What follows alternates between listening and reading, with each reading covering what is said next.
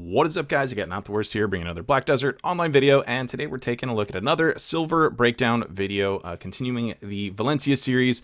It took me a while to get back into this after the class reboots. Obviously, I was doing a lot of other things since then, but do want to go ahead and go through each of these so we can take a look at how they've been increasing since the Valencia rework. This time, we are at Desert Nagas, so just to cover a few of the basics, we've got timestamps down below if you want to skip ahead and just see the results for it. More than welcome to. Feel free to click there. They're in the description, or you can use the little tags that are in the video player. But if you're unfamiliar with it, Desert Naga Temple, its node sits right here. It's just by the Sand Grain Bazaar, which is of course in the Valencia area, going east, just a little bit northeast of Alta Nova there. So you can set up here. It does go into the desert, so unless you have a unicorn, your horse is not going to move very quickly there. However, a neat little trick you could do is potentially take your horse to where I'm standing, although you won't see it without a compass. You just kind of walk around to the desert to this guy right here. He's actually got the weekly quest if you're doing this on a season. You can put your horse over here, although it does walk slow, just in case you want to stack up some trash loot in there in case you don't have maids. I didn't do that. I just used maids, but I've been playing a long time, so I have a ton of maids, so that I was able to use those for it. As far as what types of drops that we are looking for here, this place doesn't have anything that stands out as far as a rare drop, but pretty good place to grind in general as far as stacking up other things that definitely add up over time, so we can actually make some pretty good money here. So let's get Desert Naga Temple.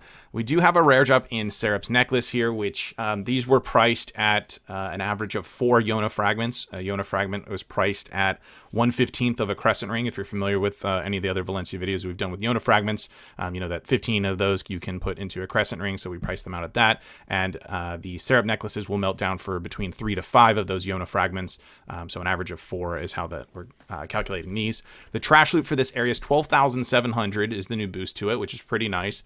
Of course, it does have the effect of getting 2 trash loot when you use a yellow scroll. Blue scroll will not yield any additional trash loot by itself, but a blue scroll with Agris will give you 3 trash loot on drop. And then, of course, yellow with Agris only gives you 3 as well, so make sure you're not using that combination to pick up this 12,700 trash loot. We've got some traces here. We just have 1 BMC. The drop rate was increased a little bit not too long ago, but as you'll see later on, it's nothing amazing.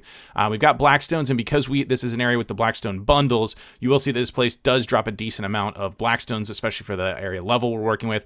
It's not on par with Kadri quite, but it's pretty up there. We've of course got scroll drop rates. The Sulas are kind of whatever. 100k silver is what those are. The raw Yona fragments themselves, we've got Spirit Dust, we've got Kaffir Stone. Spectre's Energy can drop here. I actually did see one, which we'll check out in the charts.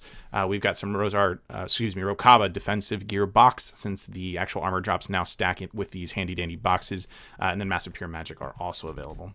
If you're familiar with Nagas, which I'm sure most people are, there's a ton of places you could potentially grind. The front rotation is pretty popular, but like I said, I would recommend maybe trying out bringing your horse to the back over here, and then at least as far as what I was grinding, and you do have plenty of options, so you don't have to necessarily just stick to this, but I'll just run you real quick if you're not familiar with this little back end circle here.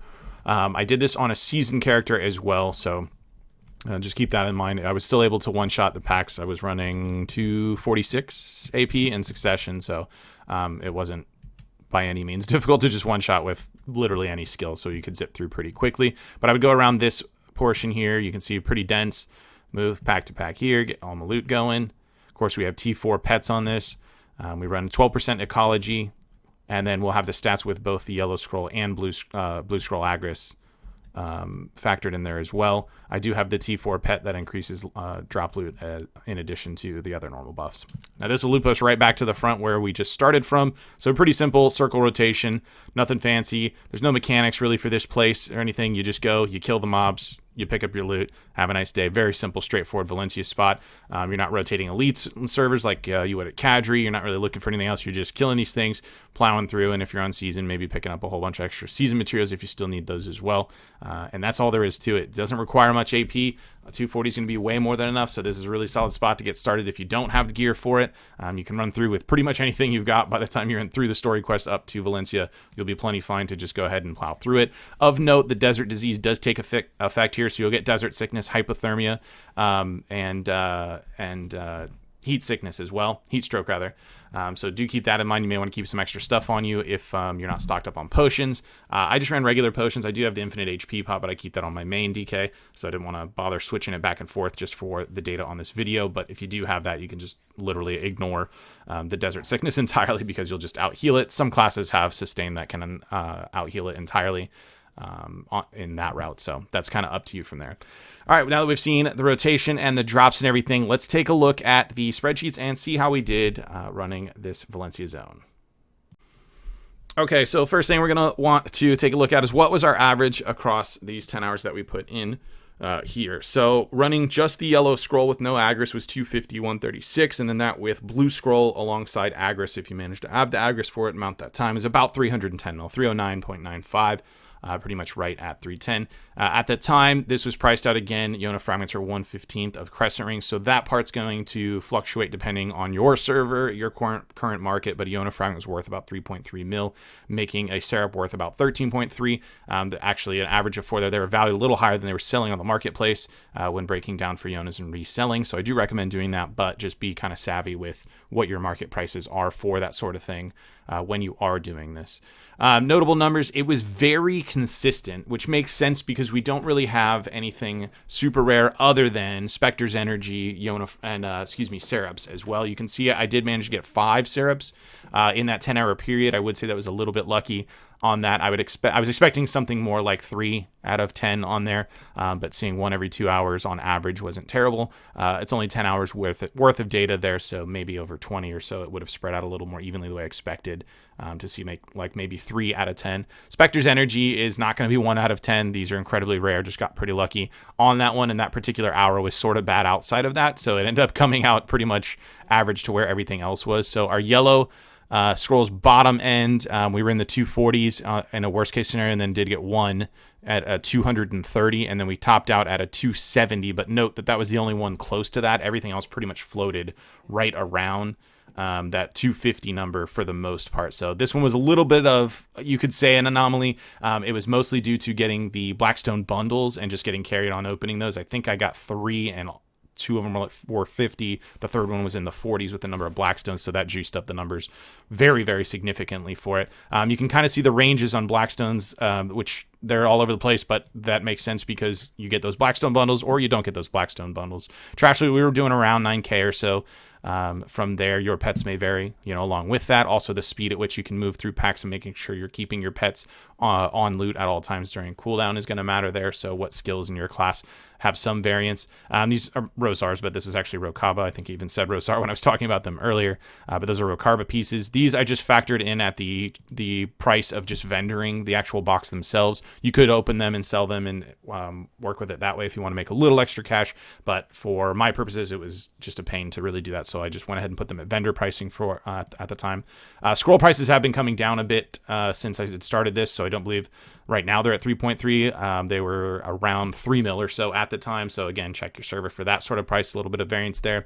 Notably, the crystals, we saw almost 3 per hour, a little bit shy of that. Not amazing, but what else you can expect when there's only 1 in the drop table? So, I mean, seeing this many per hour is like drastically better than what Nagas used to prior to the BMC buff, which was 1 every 4 hours if you're lucky. Lots of Caphras, and the dust was pretty decent, although the Caphras was fairly consistent around the 10. I was finding that the dust was huge variance, especially the first hour having 64, and I never touched anything close to that again. But just interesting to see the variance I had on this between 28 to 64.